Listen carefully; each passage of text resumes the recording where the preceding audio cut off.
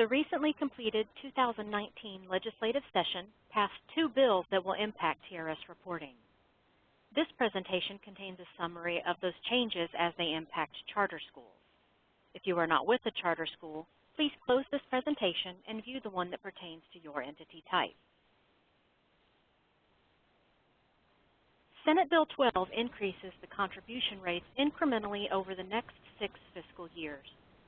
The member contribution rate will remain 7.7% for the next 2 fiscal years. The first increase for this member contribution under this bill will occur in fiscal year 22. With any eligible compensation received on or after September 1st, 2021, the member rate will be 8.0% and will remain at that rate for 2 fiscal years. The next member contribution increase will take place in fiscal year 2024, when it will be 8.25%. The rate applies to any eligible compensation received on or after September 1st, 2023. Likewise, the state contribution rate will increase as part of Senate Bill 12, with the first increase going into effect in fiscal year 2020. The state contribution rate will be 7.5% for any eligible compensation paid between September 1st, 2019 and August 31st, 2021. On September 1st, 2021, the state contribution rate will increase to 7.75%. This will apply to eligible compensation paid between September 1st, 2021 and August 31st, 2022. Effective in fiscal year 23, the state rate will be 8.0%. And finally, the state contribution rate will increase to 8.25% in fiscal year 24, with pay received on or after September 1st, 2023. The state contribution rate impacts the following employer contributions: federal fund private grant, statutory minimum, new member, and pension surcharge. For example, if a TRS-eligible employee has all or part of their eligible wages paid from federal funds or private grants, the employer is required to pay the state's contribution out of the same funding source. Therefore, the employer contribution will increase in line with the chart on the previous slide. All employer contributions are based on when the eligible compensation is paid, not when it is earned.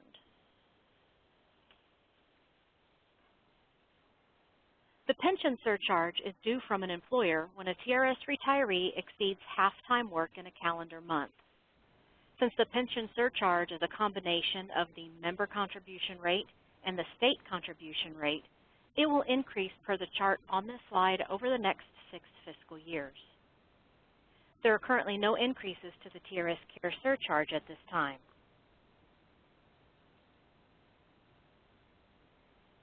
House Bill 3 requires charter schools to pay the state contribution on salary amounts paid above the state minimum salary schedule published by TEA. This applies to charter school employees who would be entitled to the state minimum salary if they were employed by a school district as a teacher, full-time counselor, full-time librarian, or full-time nurse. Additionally, those positions which were entitled to a minimum salary under former Section 16.056 of the Texas Education Code are also subject to this contribution. Let's take a closer look. The table on this slide lists the positions that were subject to a minimum salary under Texas Education Code 16.056, as that section existed on January 1st, 1995. This section of the Education Code has since been repealed, but the requirement to treat these positions as if they had a minimum salary is still in effect solely in regards to the statutory minimum contributions due from charter schools and school districts. Some of the positions on this table are fairly standardized. There are other categories that are up to the discretion of the employer. TRS is not able to offer guidance on determining which positions are subject to statutory minimum contributions per Section 16.056. It is the entity's responsibility to classify which positions fall within this table. Once the entity determines the criteria used to classify positions, they must apply the criteria consistently, regardless of who fills the position. Classification is based on the duties required in a position, not the person filling the position.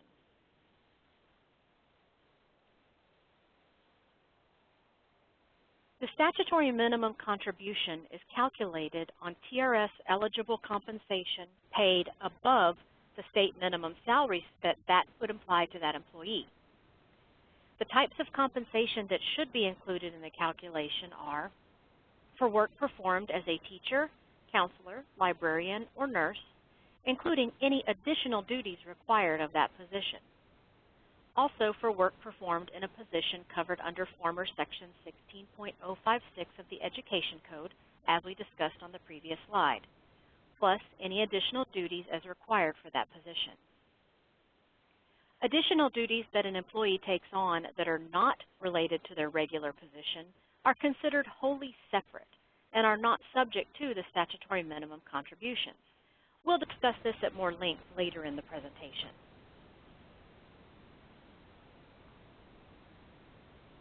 TEA published a new statutory minimum salary schedule for 1920. The new salary schedule is effective when an employee begins their new contract for the 2019-2020 school year.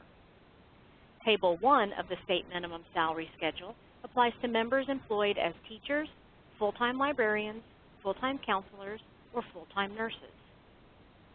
Tables 2 and 3 of the state minimum salary schedule apply to positions subject to the statutory minimum under Section 16.056 as it existed on January 1st, 1995.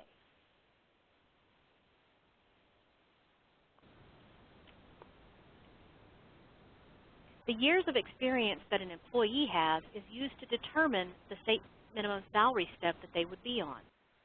Then, to determine the monthly state minimum salary, you will use the number of days in that person's contract and the number of months the annual compensation will be paid out over. For example, is this a 10-month payout, 11-month payout, or 12-month payout? As mentioned previously, Table 1 is the state minimum salary schedule that applies to teachers, librarians, counselors, and nurses. It is based on a contract of 187 days. Column 1 is the salary step based on years of experience. Column 2 is the minimum annual salary set by TEA.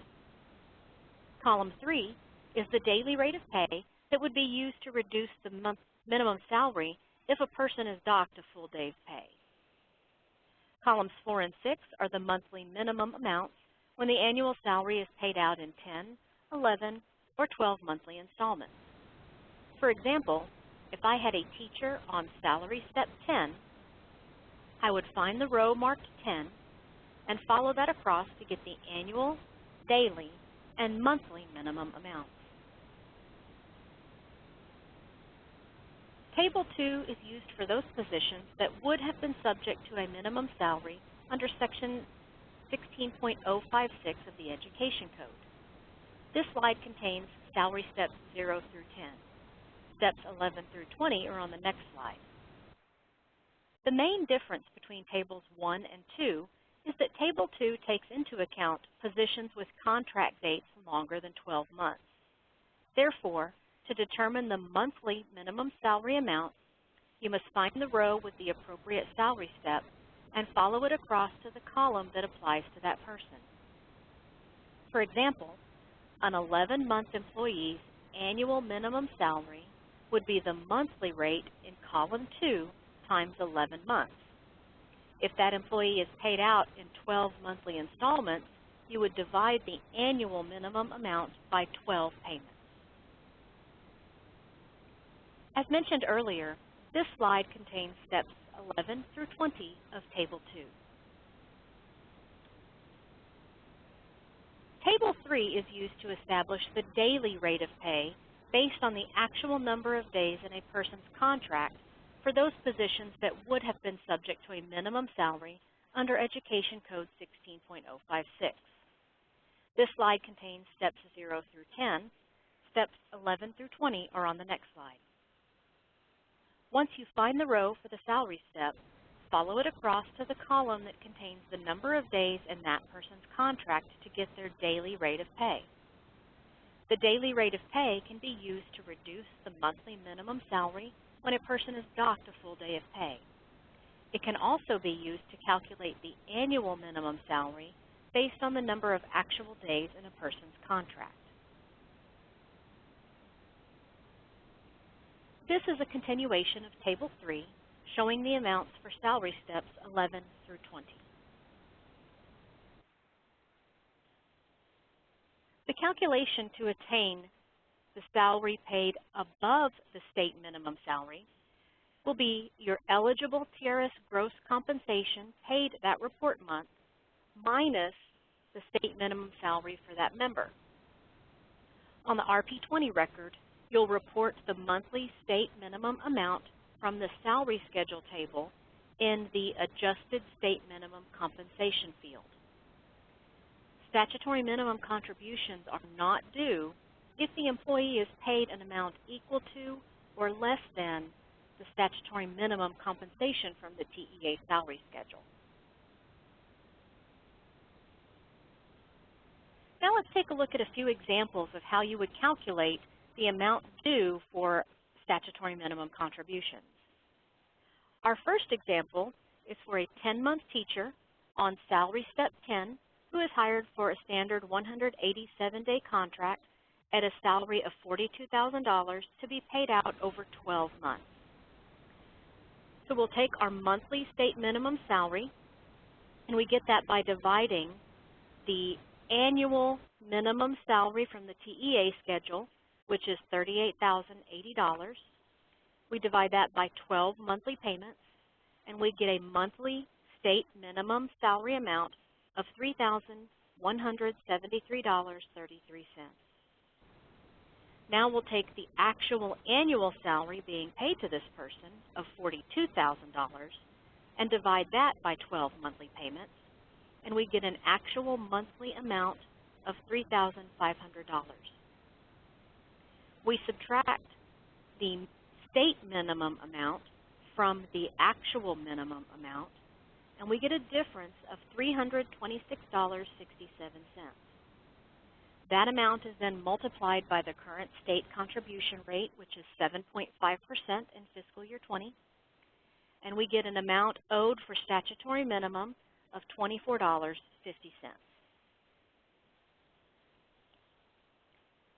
In example 2, we have a librarian on step 6, and this person is hired after the year has already started.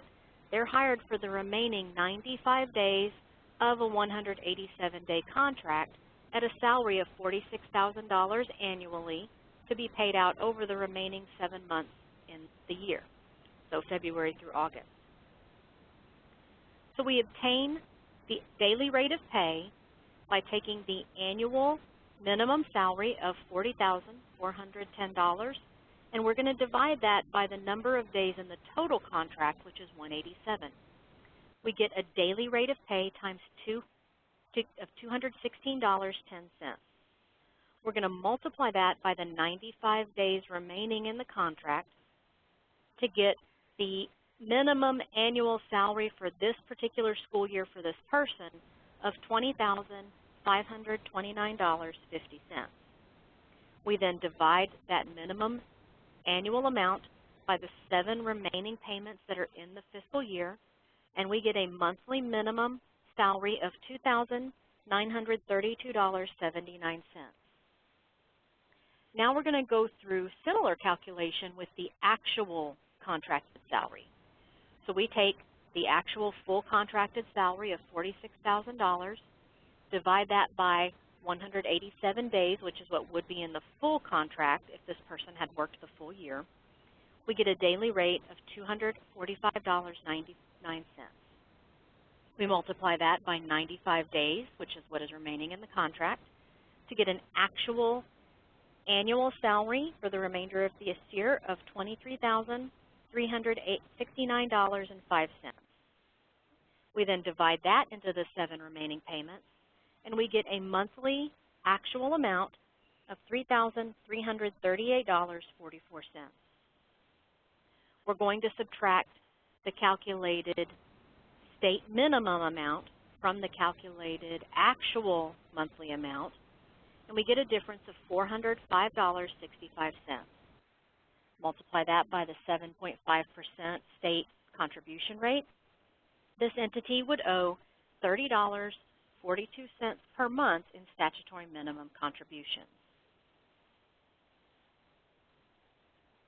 Our third example has an 11-month administrative officer on salary step 9 who is hired for 202 days at an annual salary of $52,000 to be paid out over 11 months. In this case, we're going to refer to Table 2 of the salary schedule since this is an 11-month employee. We're going to get our monthly state minimum amount by dividing the annual salary for salary step 9, which is $48,884. Divide that by 11 monthly payments, and we get a monthly amount of $4,444. Now we're going to take our actual annual salary, divide that by the 11 monthly payments, and we get an actual monthly amount of $4,727.27. We subtract the minimum monthly payment from the actual monthly payment. We get a difference of $283.27. Multiply that by the state contribution rate of 7.5%, and this entity owes $21.25 monthly for amount above statutory minimum.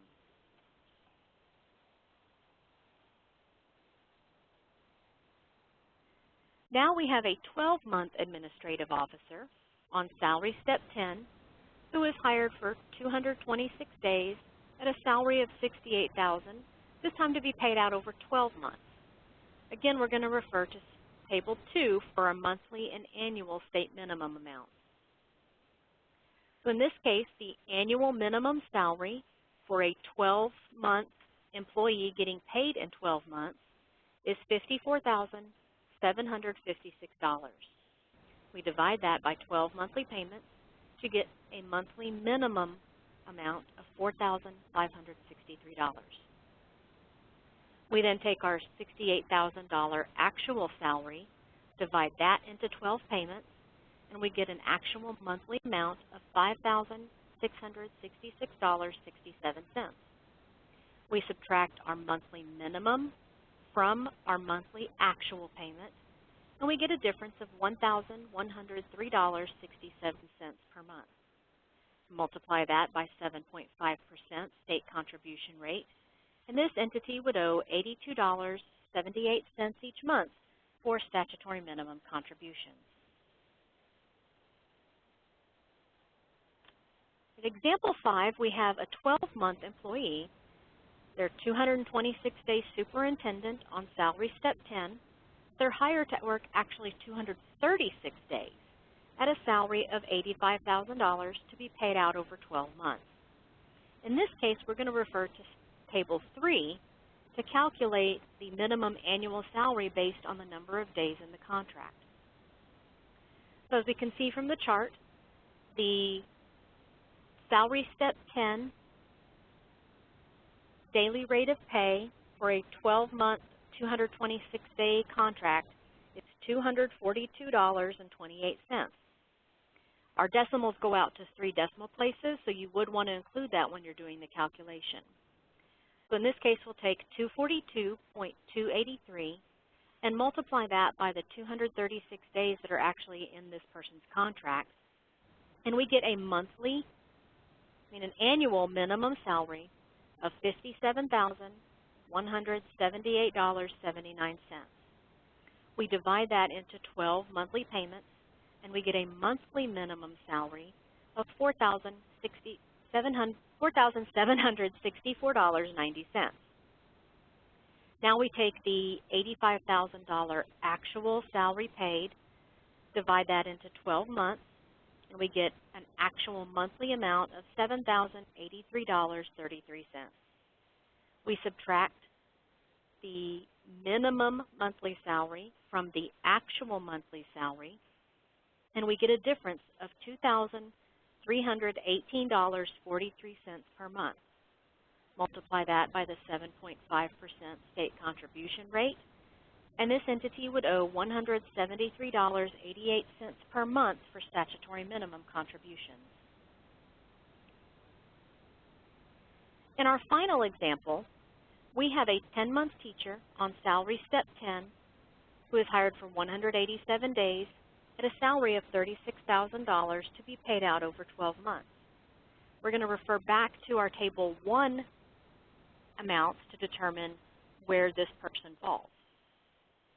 So the monthly state minimum salary is the annual amount of $38,080 divided by 12, which gives us a monthly minimum salary of $3,173.33. We then divide the actual annual salary of $36,000 by 12 monthly payments to get an actual monthly amount of $3,000. In this case, this person is being paid less than the state minimum salary schedule. Therefore, there's no amount above the minimum salary. This employer does not owe anything for statutory minimum contributions on this person.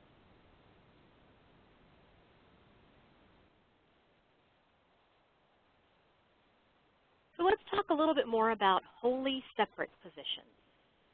If an employee takes on another job that is not related to their primary position, that job is considered wholly separate.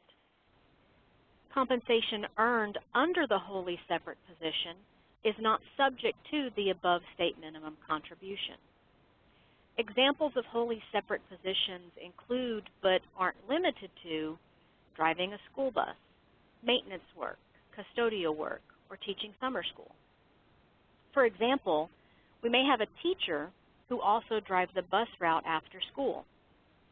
This driving is not related to the primary job, so it is considered wholly separate. However, another example would be a coach who is required to drive the bus to and from games. Since this is part of the requirement for that coach's primary job, this bus driving is not considered wholly separate.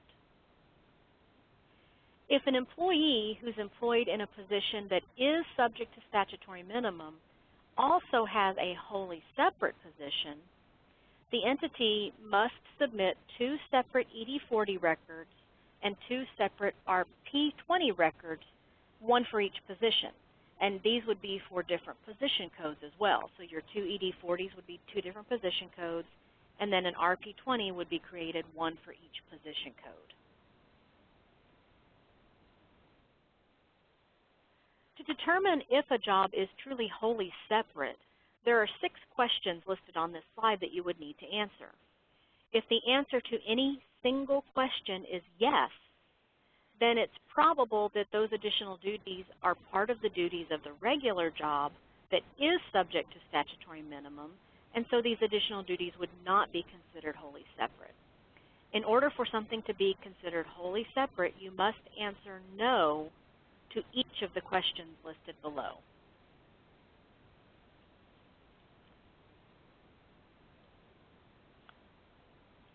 The final change enacted through the 2019 legislative session applies to the contribution formerly known as the reporting entity payment for non-OASDI members.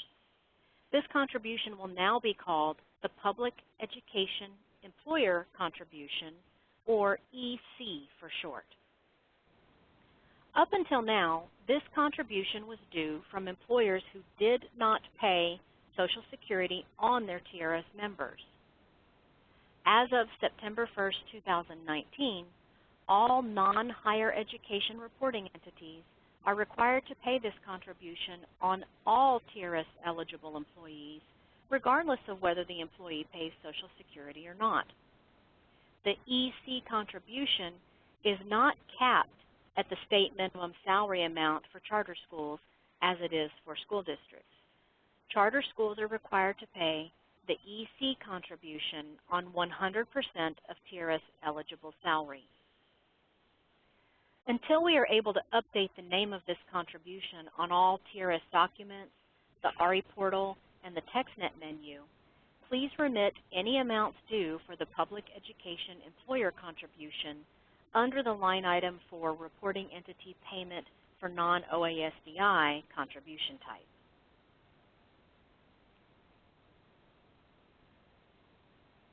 Like the member contribution rate and the state contribution rate, the public education employer contribution, formerly non-OASDI, rate will increase over the next 6 fiscal years. The chart on this slide indicates when the new contribution rates become effective.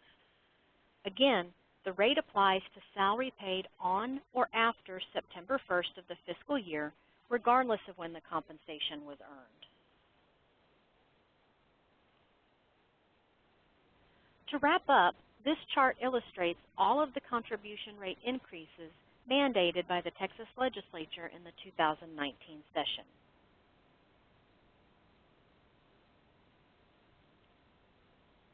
This presentation has been a summary of the 2019 legislative changes that impact TRS reporting as it pertains to charter schools participating in TRS. If you have any questions about the reporting requirements, please reach out to your reporting coach, or you may contact us at reporting@trs.texas.gov. Thank you.